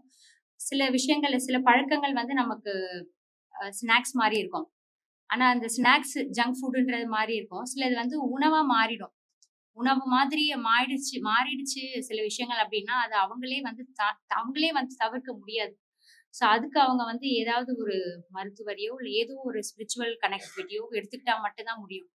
அது அவங்களே அவங்களோட கண்ட்ரோல் இல்லாம போயிடுவாங்க. ஸோ அதனால நம்ம அவங்க மேல இருக்கிற அன்புல தான் கோவப்படுறோம். இங்க இருக்கிற சிலர் பேசும்போதும் அதை நம்ம கனெக்ட் பண்ணிக்க முடியுது. பட் அவங்க மேல நம்ம கோவப்படுறதுனால எந்த மாற்றமும் ஏற்படாது. ஏன்னா அவங்க கண்ட்ரோல்லே இல்லை. ஸோ அவங்க எதனால அப்படி மாறினாங்க அப்படின்றது ரொம்ப நம்ம உட்கார்ந்து பேசினாதான் தெரியும். ஏன்னா அது வந்து பல வருஷங்களா அவங்க அந்த விஷயத்துல இருந்திருப்பாங்க. அவங்களுக்கு என்ன பெயின் இருக்கு அவங்க வாழ்க்கையில, அவங்க எதனால அதுக்குள்ள போனாங்கன்றது நாமளே வந்து டிசைட் பண்ண முடியாது. ஸோ நாம அவரோட இழப்பு பெரிய விஷயம்தான். ஸோ அவரோட குடும்பத்தாருக்கு வந்து என்னோட ஆழ்ந்த இரங்கல் தெரிவிச்சுக்கிறேன். மேடம் விஜயராஜ் சுரேஷ் கூட நான் ஒர்க் பண்ணது இல்லை. ஆனால் அவரோட படம் கிடாரி என்ற மணி பார்த்துட்டு ரொம்ப அசந்துட்டேன். யார் இந்த டைரக்டர் அப்படின்ட்டு நான் ரொம்ப வியந்து போனேன். ஒரு 50 படங்களுக்கு அப்புறம் பண்ண வேண்டிய ஒரு படம் அது அப்படிங்கிற மாதிரி அவ்வளோ மெச்சூரிட்டியாக இருந்தது. இங்கே நான் ஏன் இருக்கேன் அப்படின்னா, இப்போ அவர் சமீபத்தில் முடிச்சிருக்கிற படத்தில் என்னோட டாட்டர் லவ்லின் லீட் ரோல் பண்ணியிருக்காங்க. அதுக்கு முதல்ல நான் ஸ்டெல்லாம்மாவுக்கு நன்றி சொல்லணும். அவங்க தான் ஃபோட்டோஸ் வந்து ரமேஷ் சார் காமிச்சிட்டு கம்பெனிக்கு காமிச்சிட்டு பண்ணாங்க. அதுக்கு நான் நன்றி. அப்படி தான் எனக்கு சுரேஷ் சார் பழக்கமானார். ஆனால் நான் ஒரு ஷோ பண்ணியிருந்தேன், ஹோஸ்ட் பண்ணியிருந்தப்போ அந்த ஷோவில் பார்ட்டிசிபெண்ட்டோட ஃப்ரெண்ட் அவர் வந்திருந்தாராம். அவர் நம்ம வீட்டுக்கு வந்து ஸ்டோரி நரேட் பண்ணுவோன்னு சொன்னப்போ ரொம்ப சந்தோஷப்பட்டார். நல்ல மனிதர், நிறைய படிச்சிருக்காரு. அவர் வீட்டில் வந்து நிறைய புஸ்தகங்கள் வச்சிருக்க ஒரு லைப்ரரி மாதிரியே இருக்குமா நான் கேள்விப்பட்டேன். அவங்க ஒய்ஃப் தன்சிக்கிட்ட நான் இப்போ ஒரு 2-3 நாளுக்கு முன்னாடி பேசினேன். அவ்வளவு புத்தகங்கள் படித்தவர், அவ்வளவு புத்திசாலியானவர், அவ்வளவு டேலண்டானவர். சாதிக்கணும்னு தானே வர்றீங்க இந்த இண்டஸ்ட்ரிக்கு, ஏன் சாதிச்சுட்டு போக மாட்டேங்கிறீங்க? அதுதான் எனக்கு ரொம்ப வருத்தமாக இருந்தது. ஒரு தாயா இங்கே வந்து நான் ஏன் ஃபீல் பண்ணுறேன் அப்படின்னா, அவர் நம்மளை மட்டும் ஏமாத்தலை, உங்களை ஏமாத்தலை. இப்போ ரமேஷ் சார் அவ்வளவு நம்பிக்கை வச்சிருந்தாரு அவர் மேல, அவரை ஏமாத்தலை. அவரோட மனைவியை கூட நான் சொல்லலை. இப்போ பிறந்திருக்கு பாருங்க 1 மாசத்துக்கு முன்னாடி அந்த பச்சை குழந்தை, அந்த குழந்தைய ஏமாத்திட்டு போயிட்டாரு. எனக்கு அவர் மேல அவ்வளவு கோபமும் இருக்கு. ஏன் வந்து இப்போ கடவுள்கிட்ட நாங்கன்னா அக்ரிமெண்ட்டை எழுதி வச்சிருக்காங்க, ஒரு 200 வருஷம் வாழ போறோம், 300 வருஷம் வாழ போறோம், நமக்கு தான் இன்னொரு 200 வருஷம் இருக்கு அப்படின்னு நினைக்கிறது இல்லையே. அவ்வளோ புத்தகங்கள் படிச்சு என்ன பிரயோஜனம்? அவரை வந்து அவரை படிச்சுக்கலையே, அவரை ஸ்டடி பண்ணிக்கலையே. ரொம்ப மனசு வேதனையா இருக்கு. நான் மரக்காணம் ஷூட்டிங்ல இருந்து வரேன். இப்போ நான் ஆக்சுவலி எப்படியாவது வரணும். இது வந்து ஒரு இப்போ அவரோட ஏடிஸா இருக்கட்டும், அவரோட அசோசியேட்ஸா இருக்கட்டும், எல்லாருமே அவரோட டிராவல் பண்ணியிருப்பீங்க. ஒருத்தரை பார்த்து ஒருத்தர் கத்துக்கணும்னு சொல்லுவாங்க, ஒரு பாடம் பார்த்து கத்துக்கணும்னு சொல்லுவாங்க. உங்களுக்குள்ள எத்தனை பேருக்கு அவர் மாதிரியான பழக்கங்கள் இருக்கோ எனக்கு தெரியல. தயவு செய்து அதை கொஞ்சம் சரிப்படுத்திக்கிட்டு குடும்பத்தை முதல்ல நினைச்சு பாருங்க, சாதிச்சதை நினைச்சு பாருங்க. எவ்வளவு நல்ல நல்ல படங்கள் பண்ணியிருக்காரு, எவ்வளவு பிளாட்டர்ல அவருக்கு பிப்ரவரியில ஜனவரியில எல்லாம் ஒரு படங்கள் இருக்கு. எனக்கு ஒரு கதை சொன்னாரு இப்போ இருக்கிறதுக்கு ஒரு வாரத்துக்கு முன்னாடி, அம்மா நீங்க தான் பண்றீங்க அப்படின்னு. ரொம்ப சந்தோஷப்பட்டேன். அப்படி இருந்துட்டு ஒரு வாழ்க்கையில ஒரு பிடிப்பே இல்லாம நம்மளுக்கு ஒன்றும் ஆகாது அப்படின்ற ஒரு ஓவர் கான்ஃபிடென்ஸ்ல இருந்துட்டு அவர் இப்படி போனது வந்து ரொம்ப வருத்தமா இருக்கு. ரொம்ப ரொம்ப வருத்தமா இருக்கு. என்ன சொல்றதுன்னு எனக்கு தெரியல. 4 வார்த்தைங்க நான் அவரை பத்தி நல்லதோ கெட்டதோ பேசுறதுனால ஒன்றும் கிடைக்க போறது கிடையாது. இதோ இப்போ 1 மாசத்துக்குள்ள எல்லாரும் நம்ம அவரை மறந்துடுவோம். அவரோட குடும்பத்துக்கு, அவரோட குழந்தைங்களுக்கு என்ன பண்ணணும் அப்படிங்கிறத நான் யோசிக்கிறேன். ஒரு வருஷத்துக்கு முன்னாடி குழந்தைக்கு ஃபீஸ் கட்டணுமா அப்படின்னு கேட்டாரு. பண்ணேன். அந்த குழந்தைக்கு நான் கண்டினியூ பண்ணலாமான்னு நினைச்சுக்கிட்டு இருக்கேன். என்னால பண்ண முடிஞ்ச ஒரு உதவி. ரமேஷ் சாருக்கு நான் எத்தனை நன்றி சொல்றதுன்னு தெரியல. இன்னைக்கு வரைக்கும் அவர் வந்து கூடவே இருந்து அவ்வளவு நம்பிக்கை அவர் மேல வச்சு கடைசி நிமிஷத்து வரைக்கும் அவர் வந்து ஒரு தந்தையா இருந்து பார்த்துக்கிட்டாருன்னு கேள்விப்பட்டேன். Rachel, I thank you so much for being with him. அதுவும் நான் கேள்விப்பட்டேன். நல்ல உளங்கள் அவர் சுற்றியும் இருந்தும் அவரை வந்து நம்ம வந்து காப்பாத்திக்க முடியல. ஃபுல்லா அல்பாயுஷ்ல போயிட்டாருங்கிறது வந்து அவருக்கே, அவர் பார்த்துட்டு இருப்பாரு, அந்த ஆத்மா பார்த்துட்டு இருக்கும், அவருக்கே ஷாக்கா இருக்கும்னு நினைக்கிறேன். அதுதான் நான் என்னால் அதை மட்டும்தான் சொல்ல முடியுது. தயவுசெய்து லைஃப்பை ஈஸியாக எடுத்துக்காதீங்க. சாதிக்க வரீங்க, கஷ்டப்பட்டு வாங்க. உங்களை நீங்க நம்புங்க, உங்க குடும்பத்தை நம்புங்க. அதுதான் நான் சொல்லுவேன். தயவு செய்து ஜாகிரதையா இருங்க. Health is so important. Health is wealth. எவ்வளவு பணம் இருந்தாலும் நம்ம வந்து அதுல இருந்து வெளில வர முடியாது. கோடீஸ்வரங்கள்லாம் கொரோனால இறந்துட்டாங்க. அதை தாண்டி நம்ம வந்து உசுரோட இன்னைக்கு இருக்கிறோம்னா மிகப்பெரிய சாதனை. நம்ம எல்லாருமே உசுரோட இருக்கிறோம் அப்படின்னா அது ரொம்ப பெரிய சாதனை. அதனால ஹெல்த்தை வந்து நீங்க வந்து எல்லாரும் இங்க இருக்கிறவங்க அத்தனை பேருக்கு நான் சொல்றேன், please take care of your health.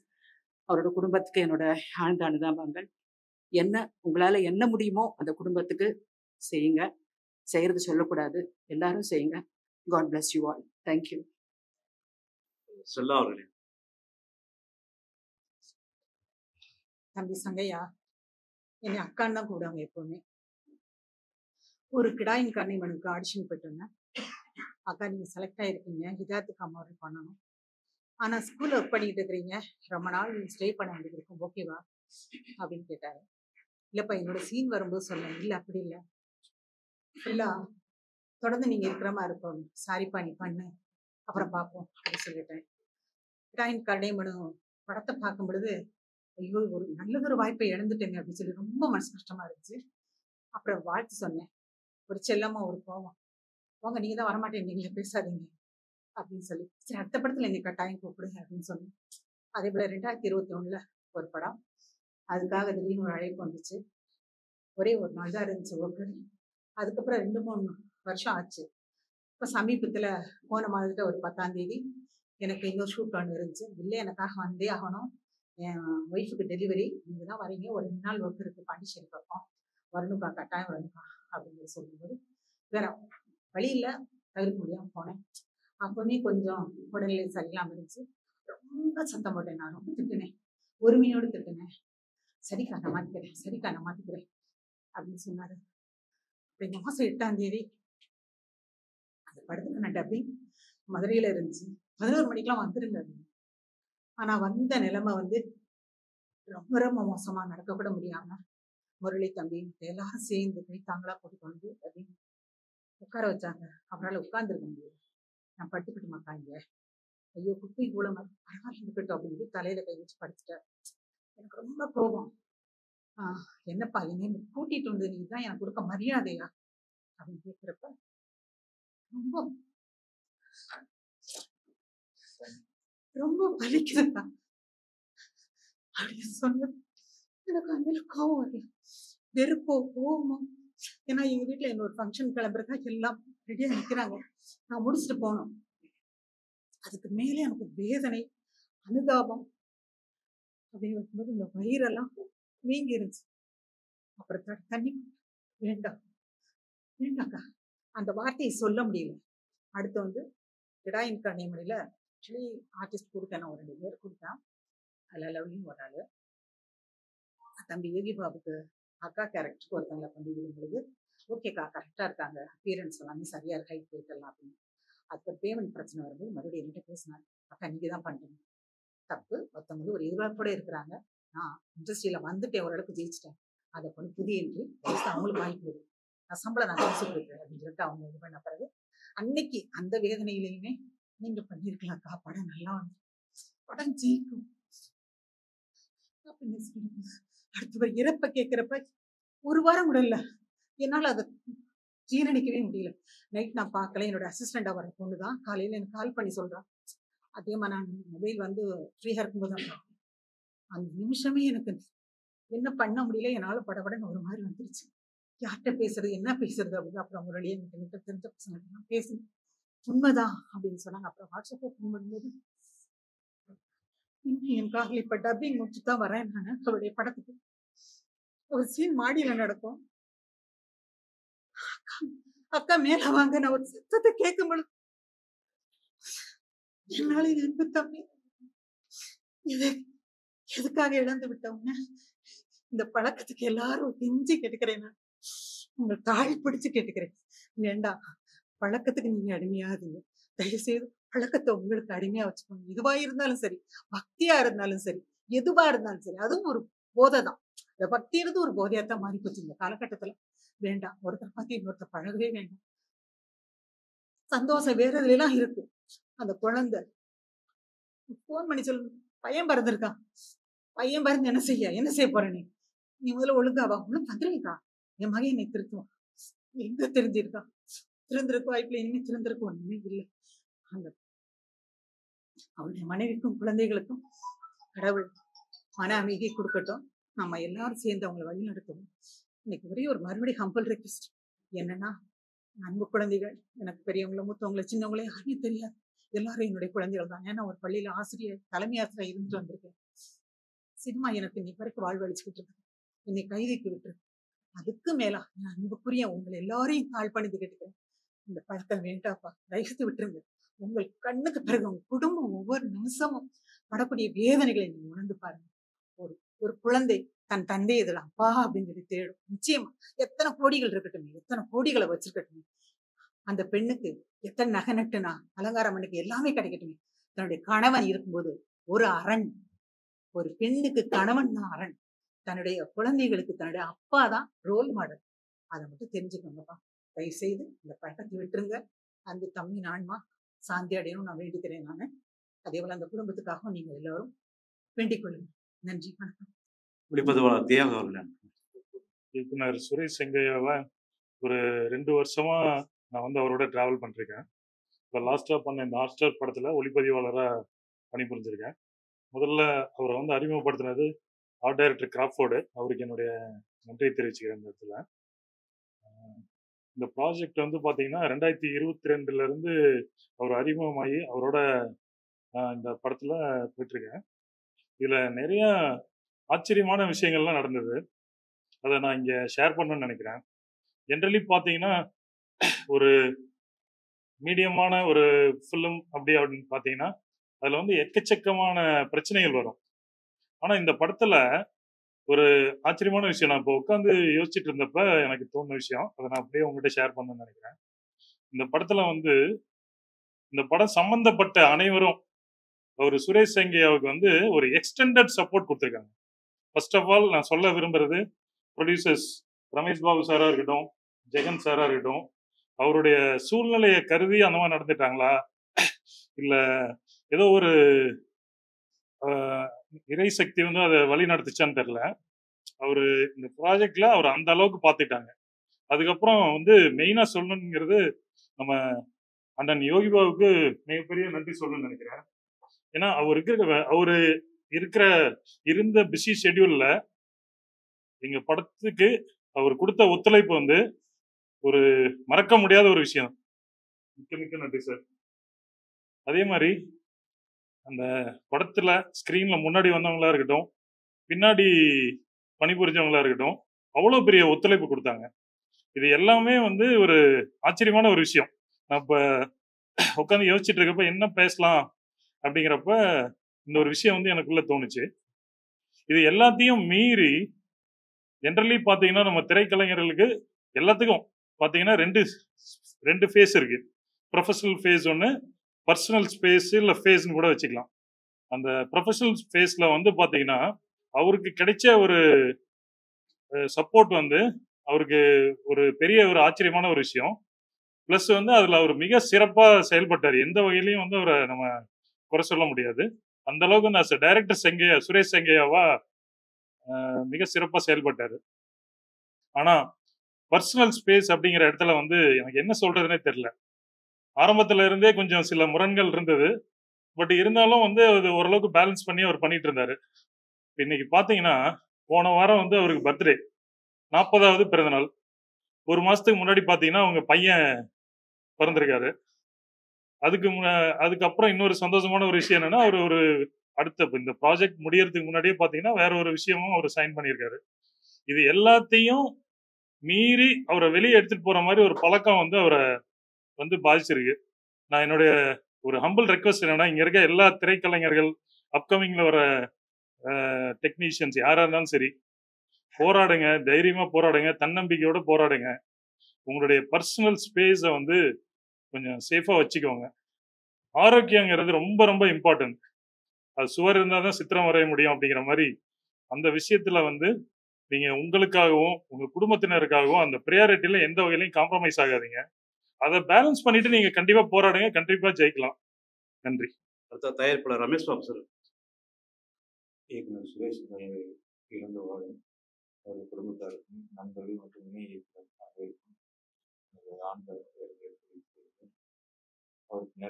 அவரோட நிறைய படைப்பு இன்னும் இருக்கு.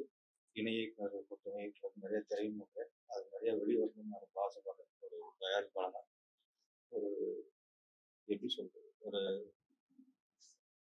கிராமத்து வாழ்வியல இவரை விட ஒரு சிறப்பாக சொல்லிட முடியும் அப்படின்ட்டு நான் இது வரைக்கும் நான் கேட்ட கதைக்கு நான் பார்க்கவே இல்லை. இந்த மாதிரி ஒரு சிறந்த இயக்குனரை இவ்வளோ சீக்கிரம் இறந்துருவோம் அப்படின்றது வந்து நான் நினைச்சு கூட பார்க்கல.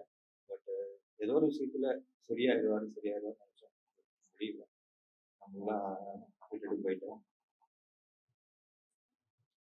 இதுக்கப்புறமா அவரோட நினைவா இருக்கிற நிறைய கதைகள் இருக்கு. அதையே அவங்களுக்குலாம் தெரியும். அவரோட பேராவது நல்ல விஷயமா வெளியில வரணும்னு ஆசைப்படுறேன். அடுத்ததா ஆனால் யோகி பாபு சார். எல்லாருக்கும் வணக்கம். சுரேஷ் சங்கையா வந்து காக்காமட்டையிலேருந்து எனக்கு நல்லா பழக்கம். சுரேஷ் சங்கையா நிறைய ஒரு படத்துலேருந்து பழக்கம். இவன் ஓடினே இருப்பான், அவ்வளோ ஸ்பீடாக வேலை பார்க்கணும். ஆனால் மணிகண்டன் சார் வந்து அவனை மட்டும்தான் கூப்பிட்டு அவ்வளோ பர்ஃபெக்டாக இருப்பான். அப்புறம் கொஞ்ச நாள் விட்டுன்னா சொன்னால் இந்த மாதிரி வீராஸ் வந்து ஒரு ப்ராஜெக்ட் கமிட்டார், ஒரு கடாயம் கலைஞர் படம் சொன்னாங்க, பண்ணி கொடுக்குற. அதுக்கப்புறம் 2 டேட்டு அது எல்லாம் மாறி போயிடுச்சு. ஆனால் அப்போ என்னை கண்டினியூ பண்ணி பேசிட்டே தான் இருப்போம். படங்கள் என்ன பார்த்துட்டு சொல்லுவாங்கள்ல, யோகி பாபு ஒரு வருஷம் டேட்டு 2 வருஷம் டேட்டு தர மாட்டாங்க. அது மாதிரி ஒரு நடிகர் நீங்கள் சொல்லலாம், அது வேணும் மாதிரி சொல்லி போயிடலாம். ஒரு டைரக்டருக்காக 1.5 வருஷமா நானும் தயாரிப்பாளரும் வெயிட் பண்ணேன். அந்த தயாரிப்பாளருக்கு எல்லாருமே தெரியும். ஏன்னா ஒரு தயாரிப்பாளர் வந்து சரி ஓகே கதை சொல்லிட்டாரு, ஓகே போகிறோம் அவ்வளோதான், அவர் போகிற அந்த படம் அப்படின்னா அவங்க ஒரு ஹெல்த் இஷ்யூ யூஸ் பண்ணிட்டாங்க. ரமேஷ் பாபு சார் அப்படி கிடையாது. டோட்டலாக அவரோட ட்ரீட்மெண்ட் எடுத்து அவர் கூடயே வச்சு இப்போல்லாம் வந்து நிறைய விஷயங்கள் காப்பாற்றியும் அவன் வந்து திரும்ப அந்த பழக்கத்தில் போயிடுவார். அவங்களோட அஸ்டன்ஸுங்க எல்லாருமே இது வந்து முரளி, அப்புறம் அரவிந்த், தினகரன், நிறைய பேர் இருக்காங்க. எல்லாருமே அவங்க வந்து எங்களுக்கு வந்து ஷூட்டிங் போல எங்களை கவனியத்தோடு அவங்க தான் அதிகமாக வச்சாங்க. நல்ல திறமைசாலி, நல்ல ரசிப்பாப்ல. இப்போ சார் சொன்ன மாதிரி அடுத்த படம் கமிட் ஆனாருங்களா, நாங்கள் ஷூட்டிங் போயிட்டே இருக்கும்போது அடுத்த கதை சொல்லிட்டே இருப்போம். அந்த கேக் ஓகே வைங்கன்னு சொல்லு போய் நீ சொல்லிக்கலாம் உடனே நீங்கள் கேளுங்க அப்படின்னு. நான் ஒரே ஒரு விஷயம் தான் சொன்னேன். படம் முடிச்சு லாஸ்ட்டாக கேரவங்களை கூப்பிட்டு சொல்லக்கூடாதுன்னு தான் சொல்கிறேன். நான் ஒரு ஹெல்ப் பண்ண வருது, அதை நான் பண்ணிட்டு நான் சொன்னேன். சுரேஷ் லைஃப்ல வந்து ரமேஷ் சார் மாதிரி ஒரு ப்ரொடியூசர் 1000 சொன்னாலும் நான் வந்து இந்த இண்டஸ்ட்ரியில் என்னை பற்றி எல்லாருமே தெரியும். என்னை வச்சு படம் பண்ணவங்க 50-60 கோடி மாதம் படத்தை சம்பளம் வாங்குறாங்க. நீ அந்த லெவலில் வரணும்டா அப்படின்னு சொல்லி சத்தியமாங்க நான் மாறிய மாட்டேன். இதுக்கப்புறம் நான் எல்லா கதையும் நல்ல கதையும் மக்களுக்கு தரணும், நீங்களாம் சப்போர்ட் பண்ணணும் அப்படின்னு லாஸ்ட் நான் பார்க்குறேன். அதுக்கப்புறமா நான் டப்பிங்கில் பார்த்தேன். இப்போதான் ரேச்சல் ஒரு முறை ஃபோன் பண்ணி சொன்னாங்க, சார் அவர் சொல்ல முடியாது ரேச்சல்கிட்ட சொன்னேன், என்ன ஆச்சு சார், ரொம்ப எக்ஸ்ட்ரீமாக போகிறாரு, கொஞ்சம் பாருங்க. கரெக்டானப்பா நானும் அசிஸ்டன்ட் டைரக்டரானு வாங்கணும் நான் தான் சொல்கிறேன். சொன்னாங்க எல்லாருமே வந்து நம்ம அதில் ஒவ்வொரு வாழ்க்கையை ஒவ்வொருத்தர் மாதிரி இருக்கும் அப்படின்னு. ஒரு இடத்துல நெருப்பு இருக்கு, அங்கே போவதுன்னா சுட்டு பட்டவனுக்கு தெரியும் அந்த பக்கம் போனால் நெருப்பு அணுந்தாங்கன்னா. இந்த பக்கம் போகிறவனா போவானான்னு சொல்கிறாங்க. தயவு செய்து நானும் சுட்டு பட்டவன் தான், நான் அசிஸ்டன்ட் டைரக்டர் இருந்ததுனால உங்களுக்கு எல்லாரும் சொல்கிறேன், தயவு செய்து அந்த பழக்கத்தை வச்சுக்காதீங்க. அது ஒரே மருந்து. ஆள் ஒரு ஊர்ல இருந்து ஒடியாந்துருக்கலாம், ஒரே மருந்து உங்க அப்பா அம்மா நினைங்க, உங்க குடும்பத்தை நினைங்க, அதுதான் மருந்து. தயவு செய்து நம்ம ஒண்ணு பண்ணிட்டு நேரம் போய் மண்ணில் பத்துருவோம், பின்னாடி அவங்க தான் கஷ்டப்படுவாங்க. இன்னைக்கு அந்த குழந்தைக்கு வந்து மேடம் சொன்ன மாதிரி இன்னைக்கு அந்த குழந்தைக்கு யார் சப்போர்ட் பண்ணுங்க? அந்த அம்மா வந்து அந்த ஏற்கனவே அவங்க வந்து பிரெக்னெண்டா வந்து ஷூட்டிங் பண்ண வரும்போது நம்ம பார்த்தோம், ரொம்ப கஷ்டமா இருந்தது. இவன் துணை இருந்தே நமக்கு அப்படி ஒரு சுச்சுவேஷன் தான். போய் அவங்க இல்லை பேசிட்டு போயிடுவோம், அவங்க நாளைக்கு நான் ஷூட்டிங் போயிடுவேன், நீங்க எல்லாரும் வேலைக்கு போடுவீங்க.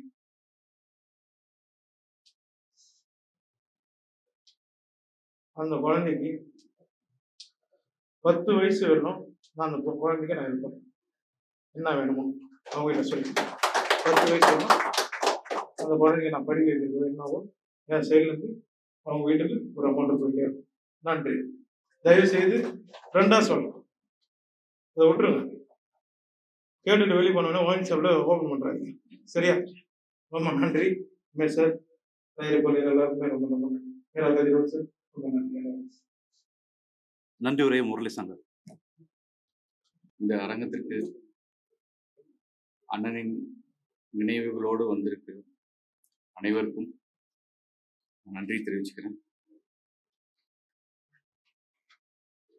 அனைவரும் அவங்கவுங்களோட கருத்துக்களை பகிர்ந்துக்கிட்டீங்க, நினைவுகளை பகிர்ந்துக்கிட்டீங்க.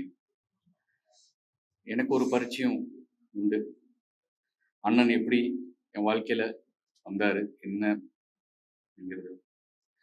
முதலா ஒளிப்பதிவாளர் சரண் மூலியமாகவும், நண்பன் இணை இயக்குனர் தினகரன் மூலியமாகவும் ஒரு படத்துக்கு நான் ஆடிஷன் பண்ணேன். அங்கே நிறைய கலைஞர்கள் இருந்தாங்க. குறிப்பிட்டு பார்த்துட்டு கூப்பிட்டு 2-3 தடவை ஒரு டைலாக் கொடுத்து பேசுங்க இது பேசுங்க. ஒரு இந்த நிகழ்வை ஏன் சொல்றேன்னா, எப்படிப்பட்ட ஒரு தேர்வாளர், ஒரு இயக்குனரா ஒரு கதாபாத்திரத்துக்கு ஒரு நபரை எப்படி அவர் தேர்ந்தெடுக்கிறாருங்கிறத சொல்லுங்க. சா அப்படிங்கிற ஒளிய மிக சரியா உச்சரிச்சதுனால என்னை தேர்ந்தெடுத்துன்னு பிற்பாடு சொன்னார். இந்த டைலாக் எல்லாம் பேசும்போது படப்பிடிப்புக்கு போனோம். உதவி இயக்குனர்கள் இப்போதான் பரிச்சயமானாங்க. சுரேஷ் சங்கையா அப்படிங்கிற ஒரு இயக்குனரோட ஆளுமையை நான் அங்க உணர்ந்தேன். ஒரு காட்சியை எப்படி உருவாக்குறது, எழுதிடலாம் பேப்பர்ல, ஆனா அது ரொம்ப தெளிவா ஸ்டேஜ் பண்ண. அப்படி ஒரு ஒரு காட்சியை உருவாக்கும் போது அது மிக சரியா அவரோட கிரவுண்ட்ல இருக்கும். அவரோட அவரோட அவரோட முத்திரையா அது இருக்கும். நிறைய பேர்கிட்ட ஒரு காட்சிகளையோ இல்லை கதையோ பகிர்ந்துக்கும் போது நான் கேட்பேன், என்னன்னா எடுத்த உடனே எல்லாத்தையும் சொல்லிடுறீங்களே, இந்த சீன்ஸ் எங்கேயாவது களவாடப்பட்டுட்டா இல்லை வெளில போயிடுச்சுன்னா என்னென்ன பண்ணுவீங்கன்னு. இந்த ஒரு சீன் மாதிரி என்னால் ஒரு 100 சீனை உருவாக்க முடியும். அந்த ஒரு சீனை சுரேஷ் சங்கையா மாதிரி யாராலையும் எடுக்க முடியாது அப்படின்னு பாரு. அது அவரோட திறமை. எல்லாருக்கிட்டையும் யதார்த்தமா பழகுவார். கடைநிலை ஊழியர், ஒரு ஒரு ஒரு செட்டில் இருக்கிற ஒரு ஒரு டீ கொடுக்குறவங்க எல்லாருக்கும் அதே மரியாதை, அதே அன்பு தான், அதே பாசம் தான். சிரிச்சுட்டே இருப்பார், முகம் மகிழ்ச்சியாவே இருக்கும். கேமராமேன் கிட்ட ஒரு ஷார்ட் சொன்னார்னா, சார் அதை பிடிச்சிட்டீங்க அப்படிங்கிறார். அந்த அந்த வார்த்தையை மிக அதிகமா பயன்படுத்துறவர். ரொம்ப ரொம்ப இசையை ரசிக்கிறவர். இசையை எந்த அளவுக்கு ரசிப்பார்னா நுட்பமா ரசிப்பார். ரொம்ப நுட்பமா இருக்கும். ஒரு இசை கோர்வையை குறிப்பிட்டு அதை திரும்ப திரும்ப போட்டு காட்டி, கேட்டியா அது கேட்டியா எப்படி இருந்துச்சு பாத்தியா அப்படின்னு கேட்பார். அவரோட பயணப்பட்டவங்களுக்கு ரொம்ப பரிச்சயமா தெரியும். அதே மாதிரி பாடல் வரிகளை அவரோளவுக்கு உன்னிப்பா கேட்டு அதை எங்ககிட்ட பகிர்ந்துப்பார். இந்த பாட்டு கேளு, இந்த வரியை கேளு அப்படின்னு. காலையில எந்திரிச்ச உடனே அவருக்கு ஒரு பாட்டு ஏதாவது போட்டு விடணும். அவர் மொபைல் வச்சிருப்பாரு, பாட்டுக்கிட்ட ஏதாவது போட்டுப்பாரு. உடன் பயணித்த அத்தனை பேருக்கும் தெரியும். பாடல்களால் எழுந்து பாடல்களாலே முடிந்து கொண்டு ஒரு மனிதன். நிறைய புத்தகம் படிப்பாரு, அதெல்லாம் சொன்னாங்க. அதோட கதாபாத்திரங்களையும் அதோட தன்மைகளையும் நிறைய விளக்கி சொல்லுவார் உதவி இயக்குனர்கிட்ட. ஏதாவது ஒரு கதையை படிச்சிட்டியா அப்படின்னு கேட்பார். அடுத்த நாள் காலைல அதை பத்தி விவாதிப்பார். அது மாதிரி விவாதங்களை நாங்கள் கலந்துருக்கோம், நாங்களாம் இருந்திருக்கோம். அவரோட தனிப்பட்ட வாழ்க்கையின் மீது எல்லாருக்கும் விமர்சனம் உண்டு, அதில் மாற்று கருத்து இல்லை. எவ்வளவோ சொல்லியிருக்கோம், எவ்வளவோ அறிவுரை பண்ணியிருக்கோம், அதை அவர் கேட்டதாவே இல்லை.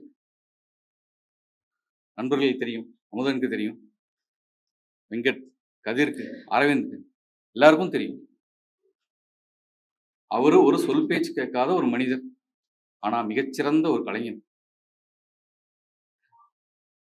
வருகை புரிந்த அனைவருக்கும் நன்றியை தெரிவிச்சுக்கிறேன். தயாரிப்பாளர் Babu sir, madam சிகன் sir, Yogi Babu அண்ணா, ஜி மேடம், வித்திலன் சார், எல்லாருக்கும் ஒரு நன்றியை தெரிவிச்சுக்கிறேன். ஒரு கவிதை இருக்கு, நான் பாடிக்கொண்டு இருப்பது ஒரே பாடலாக இருக்கலாம், அதை என் வாழ்நாள் முழுவதும் நான் பாடுவேன். நங்கமணி.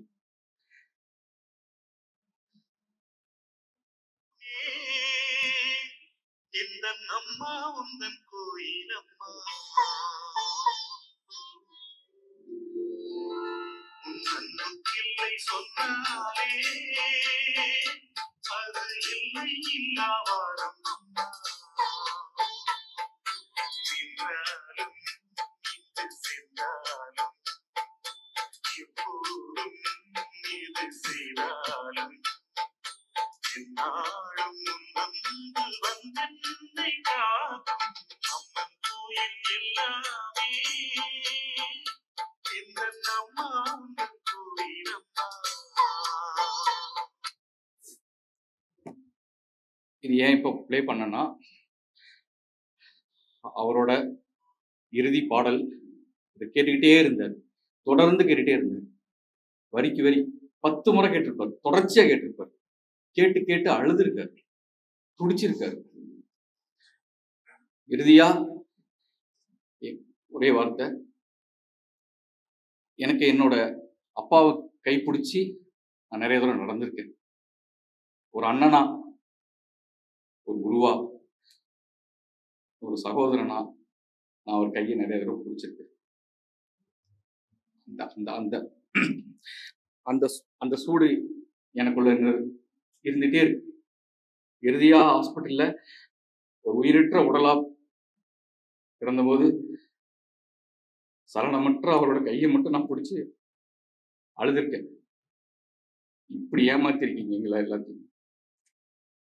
இந்த ஏமாத்துனது அவர், ஏமாந்து நின்னது நான்.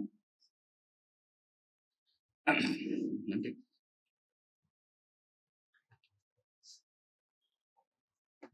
இந்த விழாவில் கலந்து கொண்டு ஒரு சிறப்பான நிகழ்வாக மாற்றின என்னுடைய தோழர்கள் திருநாவுக்கரசு, பாக்கியராஜ் பரசுராமன், வீரராஜவேல், அங்காடி திரு கருப்பியா அவர்களுக்கும் இந்த விழாவின் சிறப்பாக நன்றி தெரிவித்துக் கொள்கிறேன். வந்து சிறப்பு செய்த அனைவருக்கும் நன்றி.